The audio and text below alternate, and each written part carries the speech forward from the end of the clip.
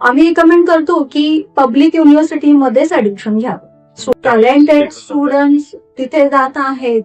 आपला तो ड्रॉबॅक आहे ना, खूप मोठा ड्रॉबॅक आहे. कॅम्पसमध्ये राहण्याची व्यवस्था असते, अकॉमोडेशन आणि फूड फॅसिलिटी प्रोव्हाइड करतात. तिथे कोणत्या कारणास्तव रिजेक्शन आलेलं आहे हे माहीत केल्याशिवाय जर परत प्रोसेस कराल तर डेफिनेटली परत रिजेक्ट होणार पाहिजे.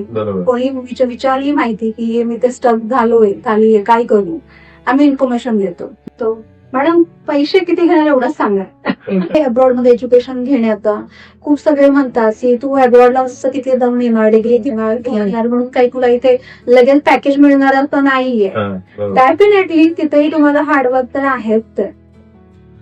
तर मंडळी, आताची पिढी शिकायसाठी परदेशामध्ये जाते. खूप पेरेंट्सची पण इच्छा असते की मुलांना MS करावं किंवा बाकीच्या बऱ्याचशा गोष्टीसाठी आपल्याला व्हिसा वगैरे लागतो. तर ह्या सगळ्या गोष्टी ज्या आहेत त्या खूप महत्वाच्या आहेत या पिढीसाठी. तर यासाठी आपण बोललेलं आहे गोलगप्पावरती कल्पना ओव्हरसीज यांच्या हेडना, ज्यांचं नाव आहे प्रियंका तळेगावकर. तर चला तर मग त्यांच्यावर खूप छान गप्पा मारलेल्या आहेत, त्या ऐकूया.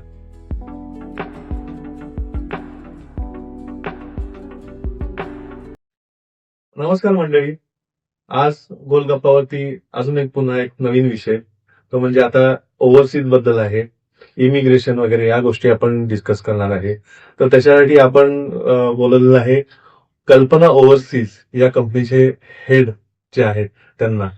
तर यांची स्टोरी अशी आहे की एक छोट्याशा गावातून म्हणजे अकलूज मधून त्यांची भरारी गुजरातमध्ये डायरेक्ट झाली लग्नानंतर, आणि तिथून हा ओव्हरसीजचा जो प्रवास जो आहे कल्पना ओव्हरसीज हा चालू झाला. आणि वेगवेगळ्या इमिग्रेशनसाठी वेगवेगळे सपोर्ट्स वगैरे यांनी दिलेले आहेत लोकांना. तर जाणून घेऊ त्यांच्याकडून जास्त इन्फॉर्मेशन. तर नमस्कार मॅडम. नमस्कार. येस, आज आपण गोलगप्पावरती ओव्हरऑल तुमचं जर्नी कशी आणि ओव्हरऑल या पिढीला आपण कसं आता इमिग्रेशनसाठी हेल्प करू शकतो याबद्दल आपण बोलणार आहे. तर सुरुवात कशी झाली तुमची हे थोडं फडकत आम्हाला जाणून घ्यायला आवडेल. नक्की, माझी सुरुवात खूपच इंटरेस्टिंग होती, अजूनही आहे असंच म्हणेल मी. सुरुवात आधी तुम्ही माझं इंट्रोडक्शन देऊ इच्छिते. मी Priyanka Talegaonkar and I am the owner of the Kalpana overseas. आणि सर्वात आधी तुमचे खूप खूप धन्यवाद, तुम्ही मला इथे आज इन्व्हाइट केलेलं आहे. आता सुरुवात जर माझी म्हटलं तर या विषयी माझ्या शाळेपासूनच झाली.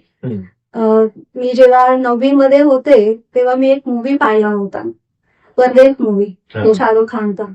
त्याने मी खूप इन्स्पायर झाले. मला US ला जायचं होतं आणि त्याच्यासारखी ना ती ओपन कास्ट हवायची होती. तर ही स्टोरी तिथून चालू झाली. ते परदेशाचा जे वेळ आहे ना ते परदेश मूवी पासून चालू. खूपच छान, एकदम तो मस्त त्या रोडवर तो गाडी चालवत असतो ना, तो ते एकदम मी पॅशनेट झाले की मलाही अशीच गाडी चालवायची आहे, US मध्ये जाऊन चालवायची. तो एक छोट्याशा अकलूज गावामध्ये एक छोट्याशा मुलीचं एवढं मोठं स्वप्न होतं की US मध्ये जाऊन ती तशी गाडी चालवायची. अजूनही तो स्वप्न अपूर्णच आहे, पण आहे त्याच्या वे मध्ये आहे मी.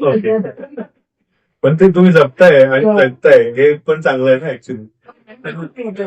करायचं. त्याच्या मागे मागे धावत मी या व्हिसा आणि इमिग्रेशन इंडस्ट्रीमध्ये आले. वाटलं नव्हतं कधी की मला एवढा मोठा स्कोप मिळू शकतो, पण हा स्कोप मला मिळाला माझ्या लग्नानंतर. माझे जे मोठे दीर आहेत मिस्टर निलेश तळेगावकर, ते स्वतः एक इमिग्रेशन कन्सल्टंट आहे बडोदा गुजरातमध्ये. तर बडोदा गुजरातमध्ये सध्या आमचे 2 ऑफिसर्स आहेत, आमच्यात म्हणेल मी. तर त्यांच्या मार्गदर्शनाखाली मी टुरिझम ट्रॅव्हल मॅनेजमेंटचा कोर्स केला MS युनिव्हर्सिटी बडोदामधून. तर सयाजीराव गायकवाड आय होप की बहुतेक लोकांना माहित आहे, कारण की मला अजून आठवत आहे इयत्ता 10वीच्या मराठी विषयामध्ये त्यांच्याविषयी आम्हाला एक धडा होता, सयाजीराव गायकवाड यांच्याविषयी. तर बहुतांश लोकांना राजे सयाजीराव गायकवाड माहिती. तर त्यांच्या युनिव्हर्सिटीमध्ये मी हा प्रोग्राम शिकले तिथे, टुरिझम आणि ट्रॅव्हल मॅनेजमेंट. खूपच छान शिकवण्यात आला तो. खूपच इंटरेस्टिंगली मी केलाही कम्प्लीट. त्यानंतर आमचं प्रोजेक्ट वर्क ही होतं, प्लेसमेंट ही होती, ही मी कम्प्लीट केली. आणि एंड पर्यंत कोणालाही माहित नव्हतं की मिस्टर निलेश तलेगावकर ते माझे मोठे दीर आहेत आणि मी त्यांच्या भावाची वाईफ आहे. एंड मध्ये माहिती पडलं सर्वांना. जे डीन वगैरे होते, मिस्टर निलेश तलेगावकर खूपच नाव आहे गरुड्या मध्ये मोठं. व्हिसा आणि इमिग्रेशन सेक्टरमध्ये UK स्पेशालिस्ट म्हणून ओळखलं जातं त्यांना. तर खूपच मोठं नाव आहे. जेव्हा प्लेसमेंट आली, प्लेसमेंटचे लेटर माझ्या फ्रेंड्सला मिळाले. म्हणजे त्यांना तिथे आमच्या ऑफिसमध्ये प्लेसमेंट आली होती त्यांना. तो म्हणे कसं होणार, काय होणार. म्हणजे मी सांगते म्हटलं, ते जे प्रदीप लॉक आहेत ते एकदम जवळ टॉक झाले, पण तू सांगितलं नाही अद्यापपर्यंत. आमचे जे मार्केटिंगचे जे सर होते ज्यांनाही माहित पडलं, मग ते म्हणे मी खूप पर्सनली ओळखतो, तू सांगितलं का नाही म्हणे, आतापर्यंत का नाही सांगितलं. म्हणलं म्हणजे त्यांनी काही फरक पडला असता का, मी लगेच पास झाले होते का. सो त्यांचं मार्गदर्शन राहिलं, मला कायम मार्गदर्शन राहिलं. खूपच छान प्रकारे त्यांनी मला सर्व इन्फॉर्मेशन दिली. आणि त्यानंतर मग मी थोड्या टाइमसाठी त्यांनाही जॉईन केलं ऑफिसमध्ये. आणि म्हणून दादाच शिकायला मला मिळालं. पासपोर्ट विषयी काही सर्व माहिती मला मिळाली. आता हे सर्व ऑनलाईन झालेलं आहे, सर्वांना असं वाटतं आम्हाला सर्व माहिती आहे. पण इन 2011 एवढं काही कोणाला माहिती नव्हती. तोपर्यंत तुम्ही एका राईट एजंटकडे जात नाही तोपर्यंत तुमचं काम ते इम्पॉसिबल सारखं. सो त्या काळामध्ये आम्ही खूपच बिझी राहायचो. पासपोर्ट इश्यू करण्यापासून, ऍडमिशन घेऊन येण्यापासून विद्यार्थ्यांचे ते त्यांना व्हिसा मिळवून देण्यापर्यंत सर्व काम आम्ही पाहायचो. आणि खूपच ज्यावेळेस आम्हाला खूप काम असायचं ऑनलाईन तेव्हा असल्यामुळे आता थोडेसे काम कमी झालेले, बट स्टील कुठे ना कुठे एक राईट एजंटची गरज पडते. जेव्हा स्टुडंट व्हिसा आहे, व्हिजिटर आहे किंवा मग वर्क परमिट आहे, त्याच्यासाठी खूप लोक प्रयत्न करतात आणि सर्वांनाच व्हिसा मिळतो असं नाही. ओके. त्यासाठी एजंटची गरज पडते. तर मी हळूहळू शिकत सर्व काही नंतर स्टार्ट केलं. मी इमिग्रेशन अटॉर्नीजकडे 3 वर्ष मी काम केलेलं आहे. कॅनडाचे इमिग्रेशन अटॉर्नी, त्यांच्याकडे मी 3 वर्ष एक्सपिरियन्स घेतला मध्ये. त्यानंतर मला वाटलं की आता स्वतःच स्टार्टअप करण्याची वेळ आलेली आहे.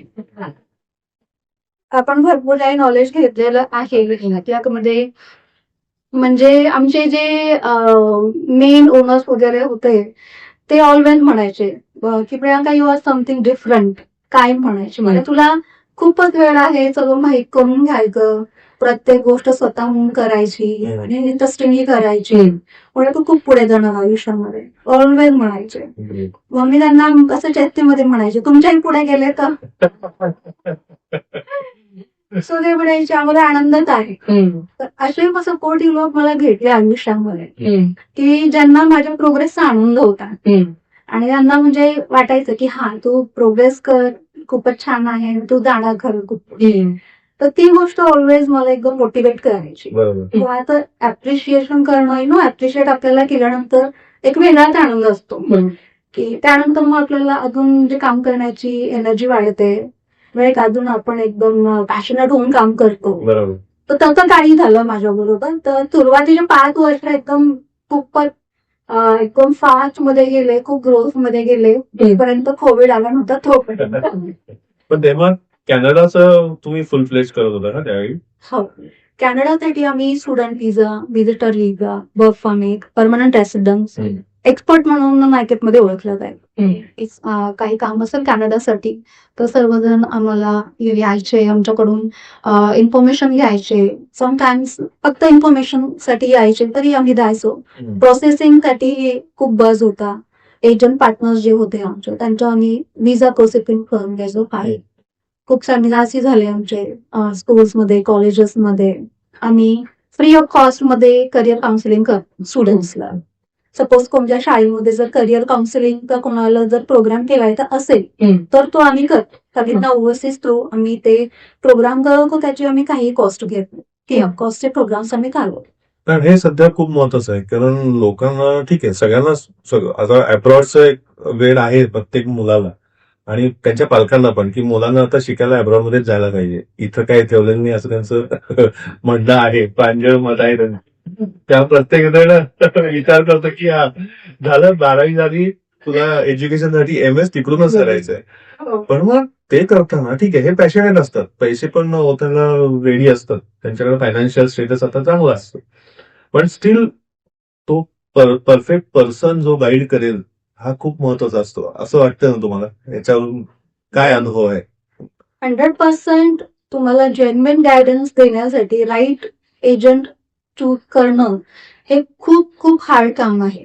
जे आपल्याला जो आपण एजंट चूज करत आहोत त्यांच्याकडे आपल्याला जे पण कोणती कॅटेगरी आहे विजाची, सपोज तुम्ही स्टुडंट विषयी म्हटले की आजकाल पॅरेंट्स त्या मुलांना बाहेरच पाठवतात की 12वी झाली की तुम्ही जा बॅचलर्स करा, बॅचलर्स झालं की मास्टर्स करा, काही क्रेडिट असतात. म्हणजे जशी मुलं 12th मध्ये आले तेव्हापासूनच ते प्लॅनिंग मध्ये असतात. मग मल्टिपल एजंटला भेटतात किंवा मग ऑनलाईन ऍडव्हर्टाइजमेंट खूप सगळ्या येत असतात. तर त्यांना व्हेरीफाय करण्यासाठी फर्स्ट ऑफ ऑल जर स्टुडंट व्हिसा असलेले तर त्यांच्याकडे कोणते कोणते युनिव्हर्सिटीज बरोबर टायर्स आहेत, त्यांचे पार्टनरशिप्स आहेत, त्याचे सर्टिफिकेशन देतात त्या एजंट्सकडे. सपोज टायप झालं असेल तर एक त्यांना एक लायसन्स मिळालेलं असतं की तुम्ही आमच्या युनिव्हर्सिटीला ऍडमिशन तुम्ही रिक्रुटमेंट करू शकता. त्यांच्याकडे लायसन्स असतं, ते लायसन्स एजंट म्हटलं जातं त्यांना. तर तशा प्रकारे मग तुम्ही ते व्हेरीफाय करू शकता त्यांच्याकडे कोणत्या लायसन्स आहे, कोणत्या युनिव्हर्सिटी बरोबर टायर्स आहे. थर्ड पार्टी टायर्स असतात कधी कधी.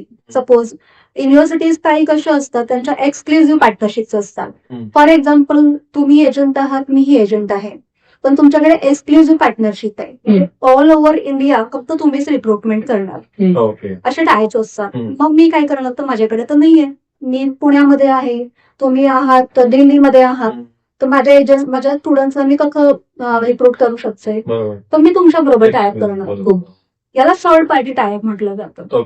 तो ते थर्ड पार्टी टायपचं पण एक ना आपलं कॉन्ट्रॅक्ट असतं की behalf of Kalpana overseas Priyanka Talegaonkar will recruit the students for particular country, जी पण कंट्री असते, कॅनडा असो, US असो, UK असो, तसं थर्ड पार्टी एजंट म्हटलं जातं.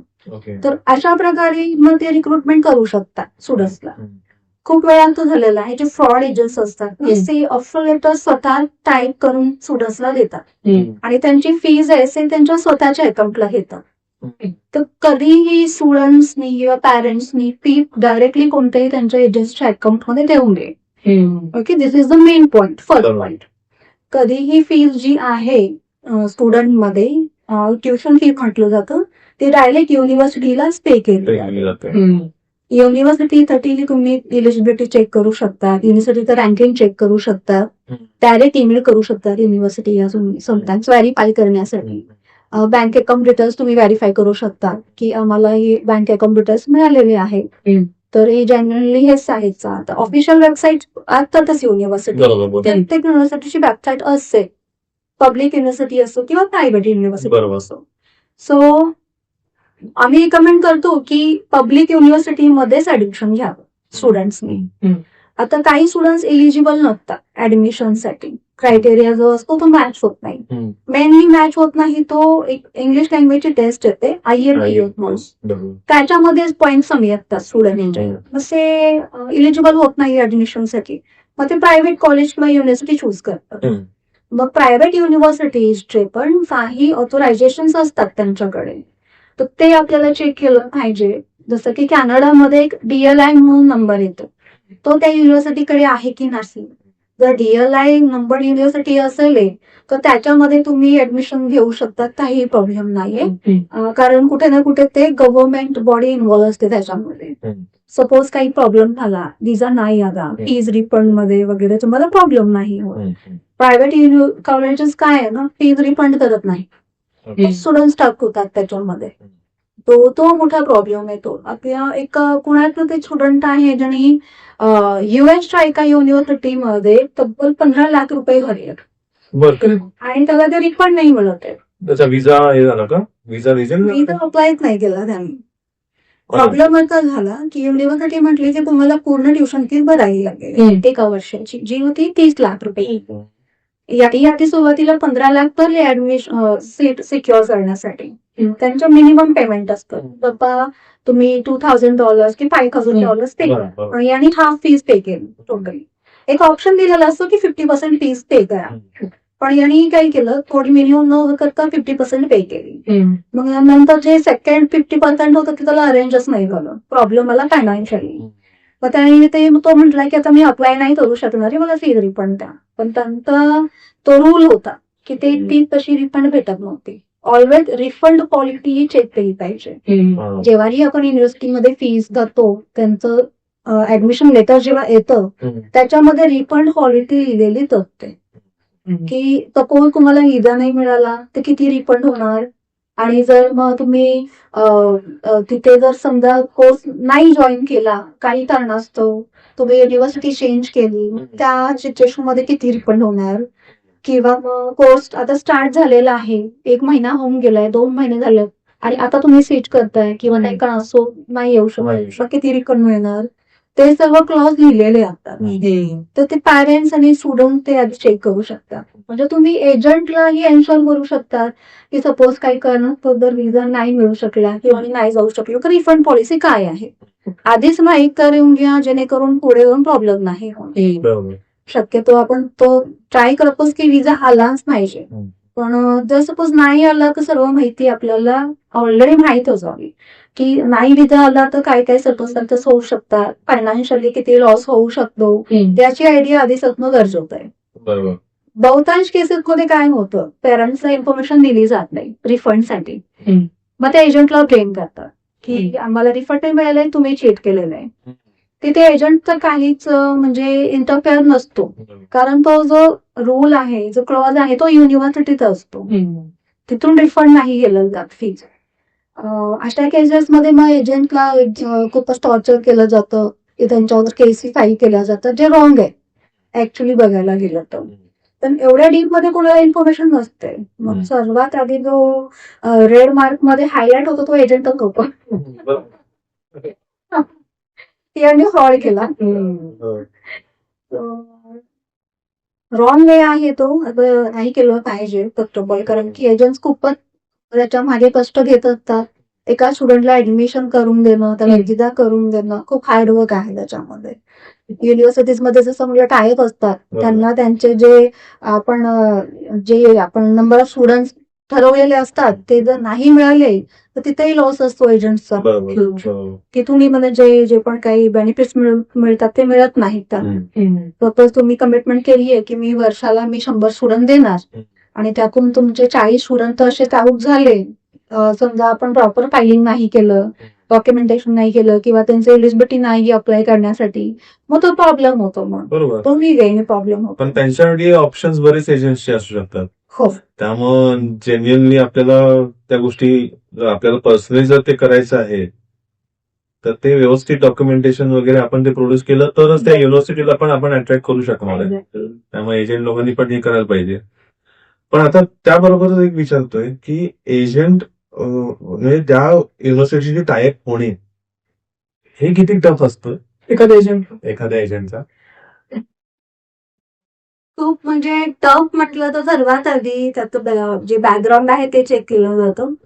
कंपनी कधी स्टॅब्लिश झालेली आहे, कंपनीकडे बिझनेस रन करण्यासाठी लायसन्स आहे की नाही, आपल्या जे पण बेस कंट्री आहे, सपोज आता आपण भारतामध्ये आहोत तर भारतामध्ये आपल्याला ऑफिस स्टार्ट करण्यासाठी लायसन्स घ्यावं लागतं, राईट, ते बघितलं जातं. बिझनेस रजिस्ट्रेशन लायसन्स होतं त्याला. सर्वात आधी तर ते रिप्रेझेंट करावं लागतं. मग जी कंपनी त्याचे ओनर आहे, जे रिप्रेझेंट करत आहे, त्यांचं काय एज्युकेशन आहे, त्यांच्याकडे कोणते कोणते अचिव्हमेंट आहेत. आता एज्युकेशन क्षेत्रामध्ये म्हटल्यानंतर खूपच मोठी बाब असते. तुम्हाला तुमच्या जे पण पुढची पिढी आहे त्यांचं भवितव्य घडवायचं, म्हणजे खूप मोठी बाब आहे. शिक्षण आणि डॉक्टर्स, शिक्षक आणि डॉक्टर हे आपल्या समाजातले सर्वात महत्वाचे घटक आहेत. आणि ते जर योग्य नसतील काय होऊ शकतं आपल्याला अंदाज आहे. तो म्हटलं जातं ना, एक शिक्षकच घडवू शकतो विद्यार्थ्याला, आणि आपण जे घडलेलो आहे कुठे ना कुठे शिक्षकांचा मोठा वाटा आहे आपल्या आयुष्यामध्ये घडवण्याचा. मी तर म्हणेन माझ्या तर आयुष्यामध्ये खूपच मोठा वाटा आहे, कारण की मला 7वीपर्यंत काही येत नव्हता. मला जे शिक्षक भेटले त्यांच्यामुळे मी आज इथेपर्यंत पोहोचलेले आहे. सो जेव्हा ही टायप होतात युनिव्हर्सिटीज बरोबर, त्यांचे काही पॅरामीटर्स असतात डॉक्युमेंटेशन, ते आपल्याला प्रोव्हाइड करावं लागतं आणि रेफरन्स पण द्यावं लागतं की तुम्हाला कोण ओळखतं ते सांगता येईल. आणि ते रेफरन्स आपल्याला जेन्युइनली कॉलेजेस आहेत किंवा स्कूल तर देऊ शकतो, बट प्रिफर कॉलेजेसच केलं जातं. एखादं कॉलेज आपल्याला ओळखत असेल आपल्या इन्स्टिट्यूटला, किंवा एखादा आपण काही इव्हेंट्स वगैरे केलेले असतील स्टुडंटसाठी, तेही कन्सिडर केले जातात. आणि अब्रॉड मधील युनिव्हर्सिटीज बरोबर कुठे तुमचं टायप आहे का, म्हणजे पब्लिक युनिव्हर्सिटीज तर 2 ते 3 टायप्स मागते ऑलरेडी, की तुमचे आधी कोणत्या कोणत्या युनिव्हर्सिटीज बरोबर आहेत, तुमची प्रॅक्टिस किती आहे, आजपर्यंत तुम्ही किती रिझल्ट केले सक्सेसफुल, तुम्ही ऍडमिशन किती केलेले आहे. तर मग जसं म्हटलं आधी थर्ड पार्टी टायप असतं, की थर्ड पार्टी टायप करून मग आपण एक्सपिरियन्स घेतो, त्यानंतर मग आपण अप्रोच करतो युनिव्हर्सिटीजला टायपसाठी. जसे युनिव्हर्सिटीज असतात तसं कंपनी पण असतात का, किंवा जे एखादा मुलगा आहे त्याचं शिक्षण झालंय आणि त्याला पुढे जाऊन तिकडे जॉब शोधायचा आहे, अशा कंपनीज असतात की ज्यांचं एजंटचं टाईप कंपनीसोबत असतं? हो, प्लेसमेंटसाठी म्हणतात. Yes, right. आता कसं आहे, प्लेसमेंट ही सिस्टम फक्त आपल्या भारतामध्ये, बाहेर देशामध्ये नाही. नाही, बरोबर. बाहेर देशामध्ये नाही. ते त्यांचे जे प्रोग्राम आहेत ना, ते अशा प्रकारे डिझाईन केले आहेत ना त्यांनी, याच्यामध्ये 50% आहे थेरॉटिकली आणि 50% आहे प्रॅक्टिकली नॉलेज. ते एखादा सपोज टेक्निकल प्रोग्राम असेल ना, तर त्याला त्याच्या सेकंड टर्म मध्ये एखाद्या कंपनीमध्ये त्याला तिथे रिक्रूट केलं जातं, डायरेक्ट इंटर्नशिप म्हणतात. तिथे इंटर्नशिप चालते, तुम्हाला इंटर्नशिप देत. त्या इंटर्नशिप मध्ये मग तुम्हाला नेटवर्क बनवायचं, जिथे तुम्ही सध्या घेत आहात, नॉलेज घेत आहात, ट्रेनिंग घेत आहात, तिथूनच सुरुवात होते स्टुडंट्सची. मग तिथे शिकत शिकतच ते बाहेरच्या कंपनीज मध्ये ते अप्रोच करतात जॉबसाठी. सो जेव्हा स्टुडंट इथून बाहेर शिकून निघतो त्यावेळेस त्याच्याकडे ऑलरेडी सर्व नॉलेज असतं, कोणत्या कंपन्या आहेत, मी कुठे अप्रोच करू, त्याचं सर्व काही ट्रेन त्यांना आधीच दिलं जातं. त्या इंटर्नशिप मध्ये प्रॅक्टिकल नॉलेज होतं 6 महिन्यांचं, त्यांना प्रॅक्टिकली एक्सपिरियन्स केला जातो. त्याच्यामध्ये म्हणजे आता पुस्तकामधलं माहिती आणि खरंच मी एखादं काम केलं त्याच्यामध्ये अनुभव आहे. ते इंटरव्ह्यू क्रॅक होतात आणि त्यांना पॅकेजेस पण छान भेटले जातात. मग जसं आपल्या भारतामध्ये नाही होत. आता एक्झाम्पल्स येते माझ्याकडे खूप येतात जॉबसाठी, की आम्हाला जॉब हवी आहे म्हणून, इंजिनियर्स म्हणा किंवा मॅनेजमेंटचे स्टुडंट्स म्हणा किंवा मग इतर क्षेत्रात. तर अप्लाय करायचं म्हटलं ना, आपल्याकडे आधी 1 वर्षाचा अनुभव मागितला जातो, की ऍटलीस्ट 1 वर्षाचा अनुभव हवा आहे तुम्हाला. मग विद्यार्थ्यांनी तो अनुभव आणायचा कुठून, सुरुवात करण्यात. आता हे आपल्या भारतामध्ये की इम्प्लिमेंट होत आहे. नॅशनल एज्युकेशन पॉलिसी 2020 याला जर तुम्ही फॉलो केलं, स्ट्रक्चर तुम्ही पाहिलं, 2 वर्षापूर्वी पुण्यामध्ये खूप मोठा इव्हेंट झाला होता नॅशनल एज्युकेशन पॉलिसी 2020 साठी, तो अटेंड केला होता. तर त्याच्यामध्ये पूर्ण मार्गदर्शन दिलेलं आहे त्यांनी, की ही आपली पॉलिसी काढण्याची. आणि त्या इव्हेंटमध्ये ऑल ओव्हर महाराष्ट्रामधून शिक्षक, ट्रस्टी, प्रिन्सिपल सर्व आले होते. आणि स्टुडंट्सलाही त्यांनी चान्स दिला होता की काहीतरी इनोव्हेटिव्ह बनवण्यासाठी त्या पॉलिसीचा युज करून. फॉरेन मध्ये जे कल्चर आहे स्टडीचं, त्याचा इम्प्लिमेंट कुठे ना कुठे आपल्या इथे दिसतो, जे ऍडव्हान्स मध्ये आहे असं मला वाटेल. तर त्या स्टुडंट एवढे छानसे प्रोजेक्ट बनवून आणले होते आणि मग त्याच्यानुसार सर्व गायडन्स पुढे देण्यात आलं, की आता आपल्या भारतामध्ये विद्यार्थ्यांना प्रॅक्टिकल नॉलेज जास्त देण्यात येईल. अभ्यासा पुस्तकाच्या बाहेर जाऊन शिक्षण आता आपल्या भारतामध्ये ही सुरुवात झालेली आहे 2020 पासून. अल्गोरिदम इम्प्लिमेंट होत आहे, दिसत आहे ते. आणि आता आपल्या डी.वाय. पाटील युनिव्हर्सिटीमध्येही एक इव्हेंट झाला होता लास्ट मंथ मध्ये, त्याच्यामध्येही खूपच इनोव्हेटिव्ह असे प्रोजेक्ट आलेले होते. खूपच म्हणजे आता त्या एनईपी पॉलिसीचाच यूज करून ना सर्व युनिव्हर्सिटी कॉलेजेस आता इथे आपल्यामध्ये सुद्धा ते प्रोग्राम्स लॉन्च झालेले आहेत. जो एक्सप्लोजर बाहेर देशामध्ये जाऊन मिळतो विद्यार्थ्यांना, आपले एवढे टॅलेंटेड स्टुडंट्स तिथे जात आहेत, आपला तो ड्रॉबॅक आहे ना. खूप मोठा ड्रॉबॅक आहे की आपलं सर्व काही सोडून आपले लोक बाहेर देशात जात आहेत आणि बाहेर देशात जाऊन तिचे फायदा त्यांचा करून देतात. त्यात वरती आहे का या. सीईओ पोस्ट ती वरती पोस्टवर आहे. असे बरेच नाव आहे. हो तेच पण. या.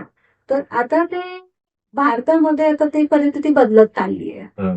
मला तरी असं वाटतंय, माझ्या अनुभवावरून तर मी हेच म्हणेल की आपले जे स्टुडंट आहेत ते आता इथेच राहून काहीतरी करण्यामध्ये जास्त इंटरेस्टेड आता सध्या दिसतात. त्यांना थोडा सपोर्ट मिळाला आपल्या देशाकडून आणि सपोर्ट म्हणजे काय आहे की आउट ऑफ बॉक्स जाऊन काम करण्याची संधी बरोबर. ती मिळाली पाहिजे. नवीन प्रोजेक्ट्सवर वर्कआउट केलं पाहिजे. फंडिंग त्यांना मिळालं पाहिजे. बरोबर. त्या गोष्टी जर झाल्या तर मला नाही वाटत की भारत सोडून कोणी जाईल. आता तरी ती कंडिशन करत नाहीये किंवा अजून त्याला बराच काळ जाणार असं दिसतंय. कारण पण प्रोसेस चालू झाली तुम्ही जसं म्हटलं. पण मग आता तुम्ही जे अब्रॉडला पाठवता किंवा एजंट्स थ्रू ते जातात, तर मग एजंटची रिस्पॉन्सिबिलिटी काय काय असते? का फक्त तिथं ऍडमिशन मिळवून दिलं की संपलं? एखादंच व्हेजिटेरियन असेल तर आणि त्याला तिकडं दुसऱ्या ह्याच्यामध्ये जे जमत नसेल नॉनव्हेज खाणं किंवा हे करणं, तर असं काही या लेवलपर्यंत एजंट्स मदत करतात? हो, डेफिनेटली एजंटचा जो रोल आहे प्रत्येक कॅटेगरीच्या व्हिसामध्ये तो स्टार्ट पासून ते एंड पर्यंत असतो. जोपर्यंत शिक्षण कम्प्लीट होत नाही, तुमचं जॉब कम्प्लीट तिथली होत नाही, तुम्ही सेटल नाही होत तिथे किंवा टूर करून तुमची रिटर्न येत नाही तुम्ही, एकंदरीत सर्व कॅटेगरीमध्ये एंड पर्यंत रोल असतो एजंटला. एंड पर्यंत सपोर्ट असतो. आता सपोज तुम्ही जर म्हणले एखाद्या स्टुडंटला व्हेज नॉन व्हेजचा प्रॉब्लेम असेल तर मग तिथे काय ऑप्शन मिळणार आपल्याला? तर मोस्ट ऑफ ठिकाणी कसं असतं बाहेर देशांमध्ये कॅम्पसमध्ये राहण्याची व्यवस्था असते. अकॉमोडेशन आणि फूड फॅसिलिटी प्रोव्हाइड करतात युनिव्हर्सिटी.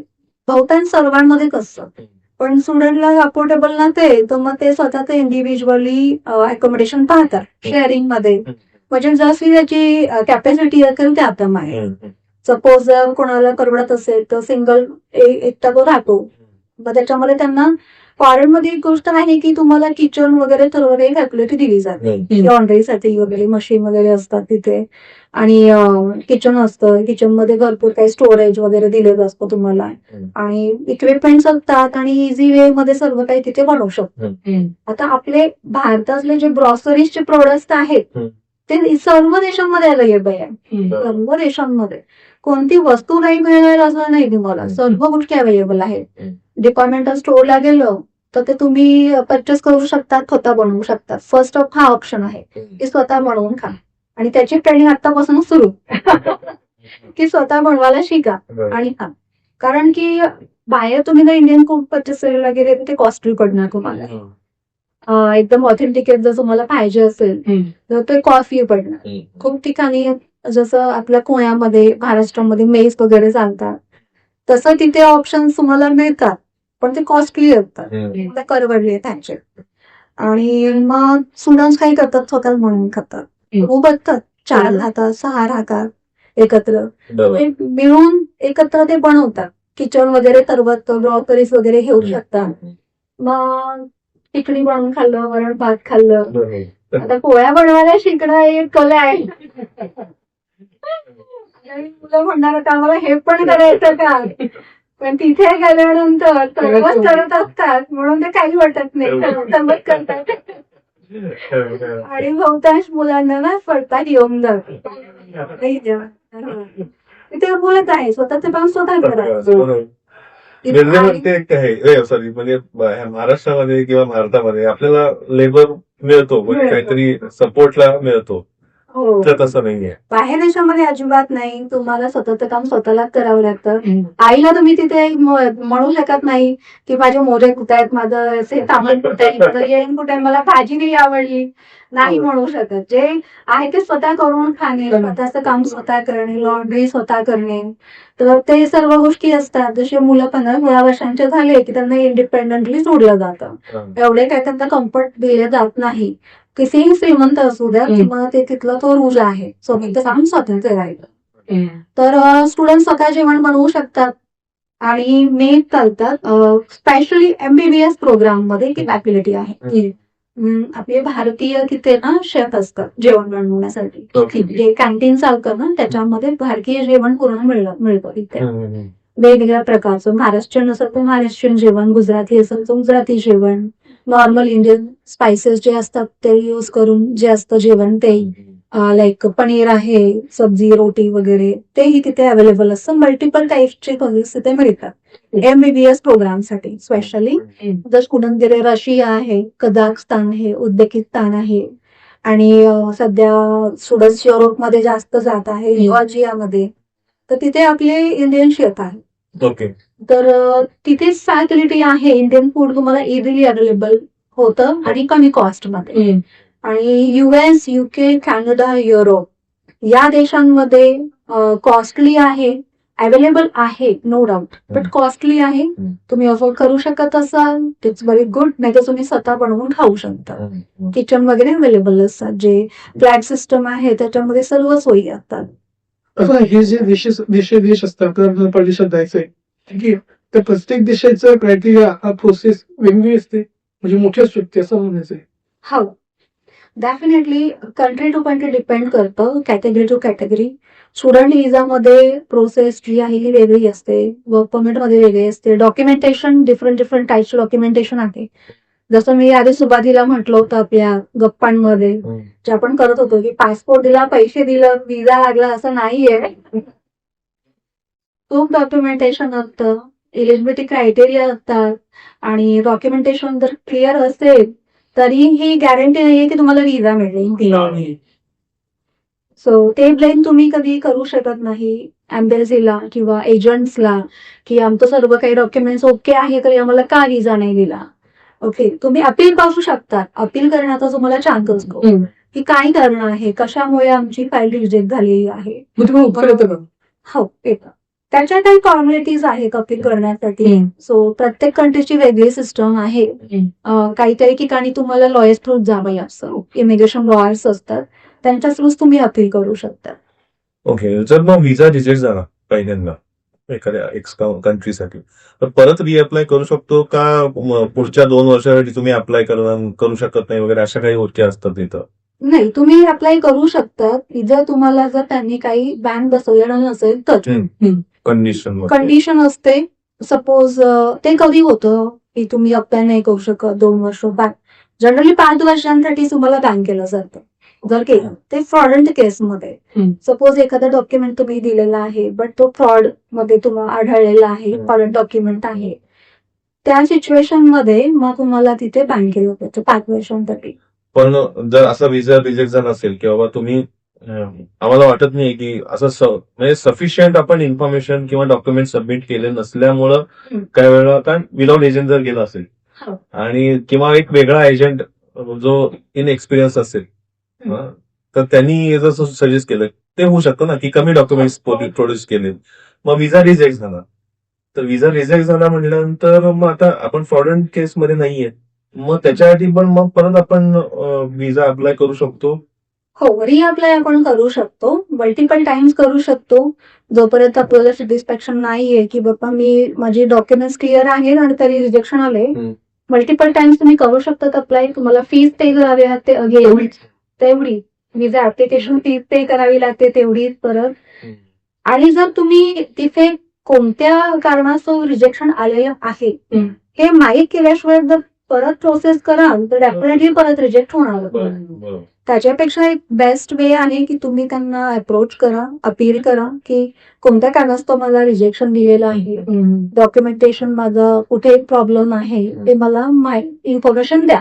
तर त्या केसमध्ये मग आपण त्याला कव्हर करून जे पण काय डॉक्युमेंट आहे, लॅक ऑफ डॉक्युमेंट्स आहे ते कव्हर करून रिअप्लाय करू शकतो. असं नाही होत का मजाकचा पॉईंट की समजा मी अप्लाय केलंय आणि एखाद्या डॉक्युमेंटसाठी तिने मला रिजेक्ट केलं, सो थांबा मी डॉक्युमेंट तुम्हाला शेअर करतो, ती प्रोसेस पूर्ण करा, असं नाही होत? नाही, आता नाही होत. परत पुन्हा अप्लाय करावं लागतं, परत पुन्हा नवीन डेटचे डॉक्युमेंट सबमिट करावे लागतात. 2 महिने आधी तुम्ही फाईल केली होती किंवा 1 महिना आधी केलेली आहे आणि आज परत करायची. करंट डेटचे सर्व डॉक्युमेंट्स खायचे परत. बँक स्टेटमेंट्स आहे, म्हणजे फोटो सुद्धा करंट पाहिजे. फोटो चालतो, काही नाही. त्याचं क्रायटेरिया असेल ना हो. एवढ्याचं. फोटोज एकत्र आहे की ऍटलीस्ट एक recent 6 months to 1 year okay. च्या पाहिजे. हम्म. जास्त पण जुना असेल. बघितल्यानंतर तू काय आता काय नंतर होतं? कारण ना 3 ऑफिसमध्ये एक मुलगाला पोस्टाचे डॉक्युमेंट दिले त्यांनी मला. पासपोर्ट दिला आणि एज्युकेशन डॉक्युमेंट दिलं. आता तो लहान असताना त्यांनी पासपोर्ट काढलेला असेल 15-16 वर्षांचा. आता तो जॉब करतोय. मी पासपोर्ट पाहिला तो चालला होता. मी थांबवलं म्हणजे थांबा तुमचा ते ना पासपोर्ट ते एकदमच वेगळे दिसताय. पासपोर्ट मध्ये एकदम वेगळे दिसताय. प्रत्यक्षात वेगळे दिसताय म्हटलं तुम्ही. नाही म्हणे माझे तेच म्हटलं जुना फोटो देऊन खूप महत्वाचं. जनरली तुम्ही जाणार असाल तर लग्नाच्या आधीचा फोटो आणि लग्नाच्या नंतरचा फोटो हा डिफरंट असतो. त्यामुळे लेटेस्ट काढून ठेवा. खूप काही डॉक्युमेंटेशन पाहिजे असते. जेन्युइनली जर म्हटलं राईट डॉक्युमेंट्स जे असतात चेकलिस्ट तुम्हाला एक दिली जाते. जेव्हा तुम्ही ऍप्लिकेशन आपल्याकडे एम्बेसीज जे आहेत त्यांच्याही सर्व्हिसेस अवेलेबल आहेत. तुम्ही तिथे जाऊन व्हिजिट करू शकता. त्यांच्याकडून माहिती घेऊ शकता. As a agent definitely business mind Orient असणारच माझं. बिझनेस माइंड असणार की मी इन्फॉर्मेशन नाही द्यावी. मी जर इन्फॉर्मेशन दिली तर मला बिझनेस कसा भेटेल. पण मी एकदम ऑपोजिट मध्ये मी पहिल्यापासून इन्फॉर्मेशन अशी शेअर करत आले नाही एकदम की बाप्पा राईट गायडन्स मिळावा. काम अडकलं नाही पाहिजे. विदा रिजेक्ट नाही झालं पाहिजे. कोणी विचारली माहिती की मी ते स्टक झालीये काय करू. आम्ही इन्फॉर्मेशन देतो. गायडन्स देतो. सपोज आम्ही त्या क्षेत्रामध्ये काम करत नसेल ना तरी त्यांना कॉन्टॅक्ट वगैरे आम्ही देतो. तुम्ही इथे जा तुम्हाला इन्फॉर्मेशन भेटून जाईल. तो सपोर्ट आमचा नेहमी राहिलेला आहे कल्पना ओव्हरसीजचा की कोणाला फायलिंग करायचं असेल स्वतःहून करत असतील काही गायडन्स हवं असेल तर मी इन्फॉर्मेशन देतो त्यांना. असा एखादा कोणता अनुभव की जिथे खूप सारे चॅलेंजेस होते फेस करण्यासाठी किंवा खूप प्रॉब्लेम आले? जनरली प्रॉब्लेम जो आहे तो कोविड नंतरच आला. कारण की ऑलमोस्ट सर्व काही बंद होतं. आणि जस्ट आम्ही एक नवीन ऑफिस स्टार्ट केलं होतं बडोदा गुजरातमध्ये जानेवारी 2020 ला. खूप मोठं ओपनिंगही केलं होतं. आणि एकदम सडनली मार्च पासून सर्व काही बंद झालं. आम्ही घरी बसून होतो. काही कम नाही. स्टुडंट्स जे जाणार होते ते जागेला स्टॉप झाले. त्यानंतर मग ज्यांचे टुरिस्ट मध्ये जाणार होते फायलिंग चालत होतं. मग ते वाट पाहिली 2-3 महिने वाट पाहिली. मग म्हणे आता काही होऊ शकणार नाही. एक वर्ष तरी काही होऊ शकणार नाही. मग त्यावेळेस खूप सगळ्या फाईल्स विथड्रॉ झाल्या. रिफंड्स द्यावे लागले आम्हाला. तो खूप चॅलेंजिंग फेज होता. ऍज अ एजंट खूप चॅलेंजिंग फेज होता. जर स्वतःला टिकून ठेवायचं असेल तर मग ते करणं गरजेचंच होतं. नाही कोणाला प्रोसेस करायचं फाईन विथड्रॉल तर विथड्रॉल. तिथे फाईल्स खूप सगळ्या विथड्रॉ झाल्या. काही काम नव्हतं आमच्याकडे. 6 महिने तर असेच गेले आमचे. पण म्हणतात ना की जे पॅशनेट लोक असतात ते काही ना काहीतरी मार्ग काढतात. अरे नाही बरोबर आहे. कारण कसं झालं की समजा एखादा डॉक्टर आहे पेशंटच्या नातेवाईकांना होप असतं की याने याची ट्रीटमेंट चांगली केली पाहिजे. ऑब्व्हियसली एखादा जण खूप पैसे जमवतोय आणि त्याच्या मुलाला बाहेर पाठवतोय तो तुमच्या वर्षावर राईट. तर तुमचं त्याला पाठिंबा खूप महत्वाचा आहे. म्हणजे त्यामुळे तो व्यक्ती खूप पॅशनेट असणं गरजेचं आहे. जो एजंट आहे किंवा यस याचं काम करून द्यायचं ना की हा ठीक आहे तू ये आपण बघू नंतर हा याचा रिजेक्ट करू नंतर पुढच्या परत येतो आहे. आता नाहीये. एजंटचा रोल डॉक्टरपेक्षा कमी नाहीये की आपण मी माझ्या क्लायंटला म्हणते पूर्ण हिस्ट्री सांगा. तुला काही लपवू नका. डॉक्टर समोर डॉक्टर आहे. डॉक्टर किंवा वकील आहे. तुम्ही जर इन्फॉर्मेशन नाही सांगितली तर प्रॉब्लेम तुम्हालाच होणार आहे. पण तुमच्याकडे जाणार आहे की या की रिजेक्शन आहे इजामध्ये किंवा एखाद्या डॉक्युमेंट मध्ये तुम्हाला काही प्रॉब्लेम येतो नाही ते डॉक्युमेंट होत आहे. तो त्यावेळेस क्लायंटला सर्व इन्फॉर्मेशन आम्हाला सांगणं खूप गरजेचं. आणि ऑब्विसली स्टुडंटचा करिअरचा विषय असतो भविष्याचा विषय असतो. आणि जर इथे जर रिजेक्ट झाला तर माइंडसेट त्याचा खूपच एकदम चेंज होतो डिस्टर्ब होतो. मग त्याचं मन इथेही नाही लागत. भारतामध्ये समजा कंटिन्यू करायचं म्हटलं कारण एक खूप असतं ना अरे मी लंडनला जाणार आहे कॅनडाला जाणार आहे. तर मित्रांना सांगून ठेवलेलं असतं ऑलरेडी की चाललेलं आहे किंवा चाललेली आहे. स्वप्न रंगवलेले असतात ऑलरेडी. तर ते स्वप्न आमच्या हातामध्ये असतात येस आणि कोणाच्या स्वप्नांबरोबर खेळण्यापेक्षा मोठा गुन्हा काहीच नाहीये राईट. राईट. तर त्याच्यासाठी आम्ही प्रत्येक आमच्या स्टुडंटची फाईल एकदम अॅक्युरेसी तरी आम्ही करतो. डॉक्युमेंटेशन एकदम अॅक्युरेट ठेवतो. लेट झालं तर लेट झालं, तो ओरडतो तिकडे किती लेट करताय, किती उशीर झालाय. हा ठीक आहे, चालू आहे प्रोसेस, करतोय आम्ही. बरोबर. पण जोपर्यंत डॉक्युमेंटेशन क्लिअर होत नाही तोपर्यंत फाईल सबमिट नाही होत. हे महत्वाचं आहे कारण जे डॉक्युमेंटेशन त्या माणसाला समोरच्याला इमिग्रेशन पर्सनला पाहिजे ते जर दिलं नाही आणि उगाच डाय करून आपण केलं तर संपलं. परत स्वप्न परत अजून पुढे जाणार आहे. पुढे आणि कुठे ना कुठे मग ना ते स्वप्न थोडेसे जरा डिस्टर्ब होतात बरोबर. की होईल की नाही, होईल की नाही, असं बा ते क्वेश्चन मार्क येतो. बरोबर. काही मग डिमोरलाइज होतात, थोडं कुठे ना कुठे कॉन्फिडन्स डाऊन होऊन जातो. येतात आणि होईल. बरोबर. आणि आमची एक एक्सपर्टीज राहिली आहे की रिजेक्टेड फाईल्स मध्ये आम्ही विजा आणलेला आहे. आमच्या सक्सेस स्टोरीज खूप आहेत. क्लायंट आहेत आमचे, त्यांनी स्टोरीज दिलेल्या आहेत आम्हाला, सक्सेस स्टोरी. आता रिसेंटली ते एक आमचे जम्मू अँड काश्मीर मधूनचे क्लायंट आहेत, ओके. त्यांच्या वाईफचा स्टुडंट विजा आम्ही केला. मग त्यांना असं वाटलं की आम्ही फक्त स्टुडंट विजाच करतो. ते 2018चा विषय आहे. ओके. मग ज्यावेळेस त्यांना स्पाऊस विजा करायचा होता तिथे त्यांनी लोकल एजंट त्यांचे बघितले आणि तिथून केला. तो रिजेक्ट झाला. जसा त्यांना ईमेल आला रिजेक्शनचा, लेटर भेटलं, तसं त्यांनी मला रात्रीच्या 11 वाजता मेसेज केला की बोला मॅम रिजेक्शन झालेलं आहे आणि मला तुम्ही गायडन्स करा, कोणी एजंट असेल तर मला सांगा कोणी. 11 वाजता मेसेज केला, मी लगेच रिप्लाय केला उद्या बोलूया.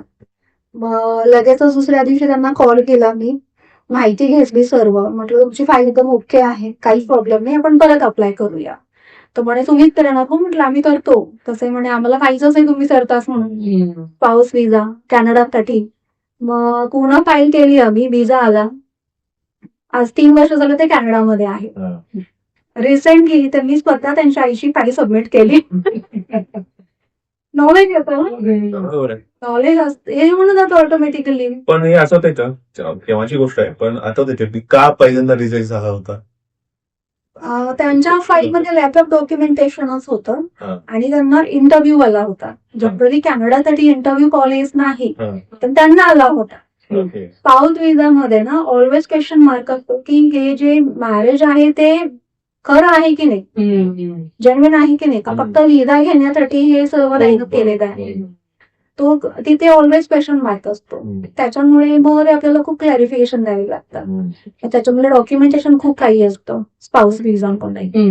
मग ते लाईक ऑफ डॉक्युमेंटेशन मधून नथिंग एल्स. त्यांनी मला त्यांचे डॉक्युमेंट जे पाठवले त्यातच माहिती पडून गेलं की डॉक्युमेंटेशन मिसिंग आहे आणि आपण रिअप्लाय करू शकतो.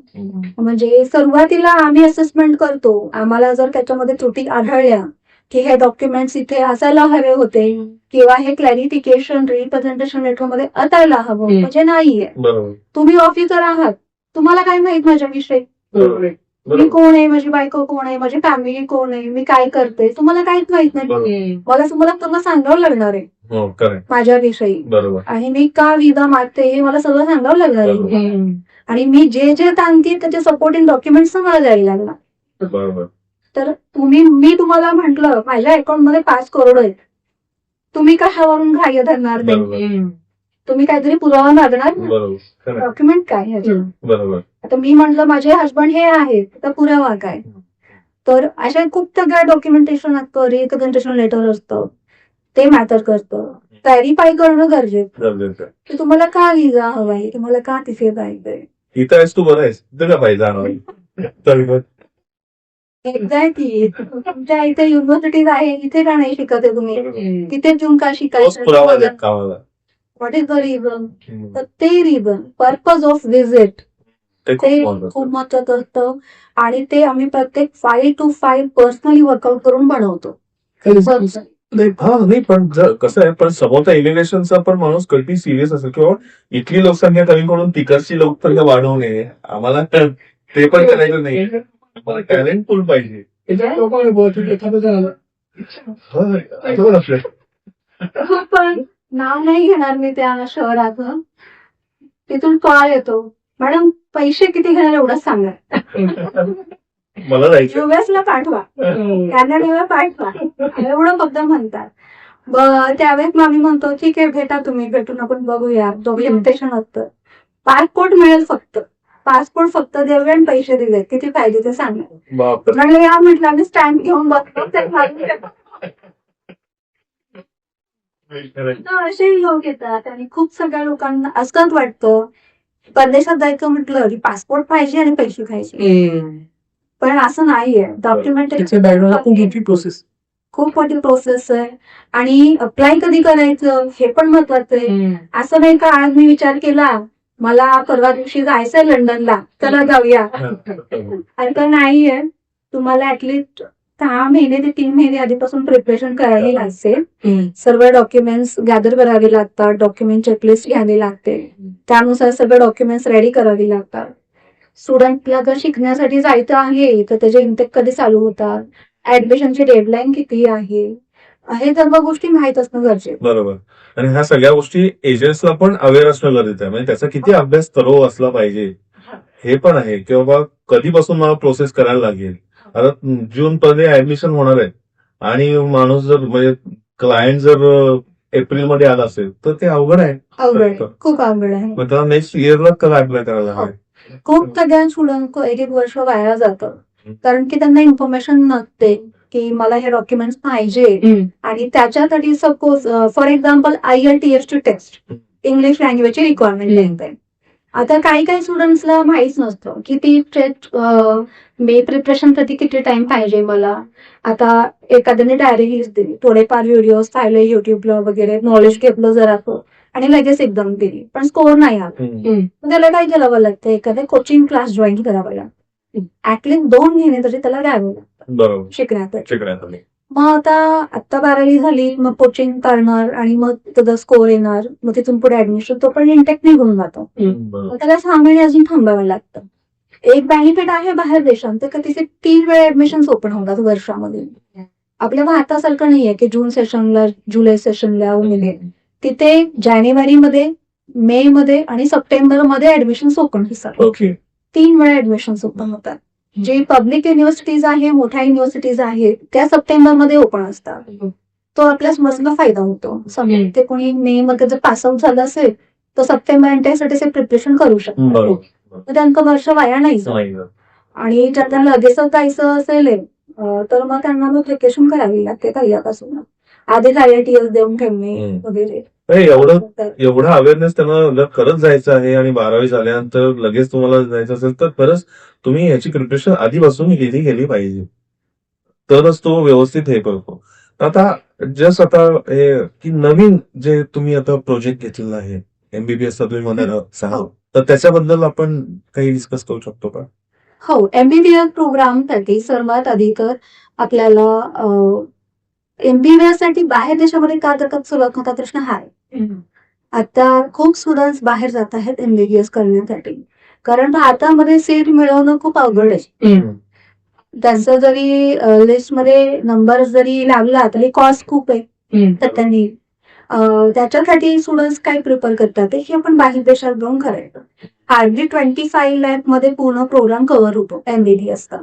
6 वर्षांचा प्रोग्राम. 25 आणि ते पण तुमच्या लिव्हिंग कॉस्ट, फूड आणि अकोमोडेशन सहित.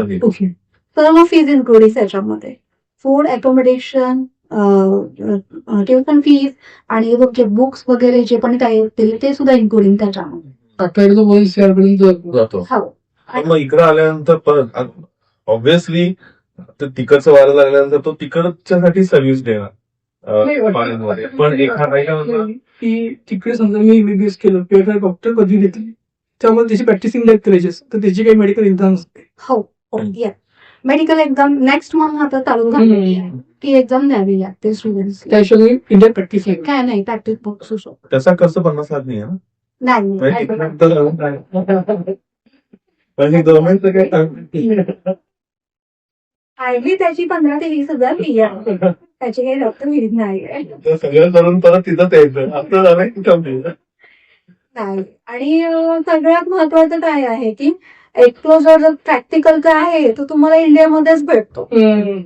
आता कोणी तिथे जरी शिक्षण घेतलं, आता आपल्या इथे खूप सगळे डॉक्टर जे गुणे आहेत खूप प्रॅक्टिस झाली, 20-25 वर्षांची प्रॅक्टिस आहे, एमडी आहे.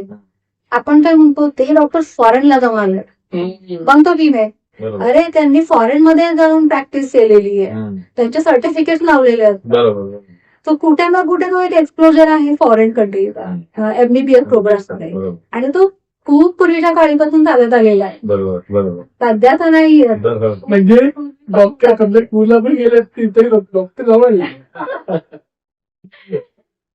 नाही असं काही नाही. मी खूप सगळ्या डॉक्टर्सला भेटलेली आहे, खरंच त्यांनी तिथे जाऊन केलेलं आहे, स्कर्जस वगैरे जे आहे बरोबर नेक घेतलेलं आहे. आणि काही ना काही नवीन आता तुम्ही तुमचं स्टेट जरी कोडलं ना तरी तुम्हाला नवीन गोष्टी खूप जाणून बरोबर. इन्फॉर्मेशन मिळते, बरोबर शिकायला मिळतात. इथं पण देश करून जाणार, कल्चर काही वेगळं असणार, सगळ्या काही गोष्टी वेगळ्या असणार. बरोबर तो एक अनुभव जो आहे ना तो काही वेगळाच आहे, आणि त्याचा उपयोग करून आपल्या लोकांना त्याचे बेनिफिट देणं ते पण खरं तर खूप बरोबर. मोठी बाब आहे. बरोबर तर तो एक फायदा आहे अब्रॉड मध्ये एज्युकेशन घेण्याचा. खूप सगळे म्हणतात की तू अब्रॉडला असं तिथे जाऊन येणार, डिग्री घेणार म्हणून काही तुला इथे लगेच पॅकेज मिळणार असं नाहीये. डेफिनेटली तिथेही तुम्हाला हार्डवर्क तर आहेच.